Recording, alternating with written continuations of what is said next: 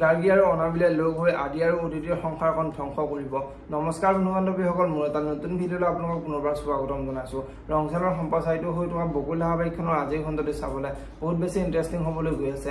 যদিহে আপোনালোকে বকুল ধাৰাবাহিকখন চাই ভাল পায় তেনেহ'লে ভিডিঅ'টোত এটা লাইক কৰি আমাৰ চেনেলটো ছাবস্ক্ৰাইব কৰি ল'ব, এনেকুৱা ধৰণৰ আপডেট মোক পাই থাকিবলৈ। অনাবিলে আজি গাৰ্গীক লগ ধৰিব আৰু গাৰ্গীক লগ ধৰি অদিতিয়ে আমাৰ দুটাৰ লগত বহুত বেয়া কৰিলে। অদিতিয়ে তোমাৰ মৰমক কাঢ়ি নি অদিতিয়ে এতিয়া অভিজিত ভাগৱতীৰ বোৱাৰী হৈ আছে, গতিকে তুমি এনেকৈ থাকিবানে?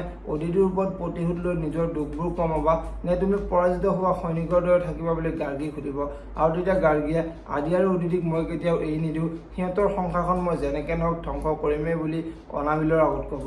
আৰু তেতিয়া অনাবিলে তেনেহ'লে আমি দুয়োটাই লগ হৈ কামবোৰ প্লেনিং কৰিব লাগিব বুলি গাৰ্গীৰ আগত ক'ব। এতিয়া বাৰু অনাবিল আৰু গাৰ্গীয়ে লগ হৈ আদি আৰু অদিতিৰ সংসাৰখন ধ্বংস কৰিব পাৰিব নাই দেখিবলৈ পাব বকুল ধাৰাবাহিকখনৰ আজিৰ খণ্ডটিত।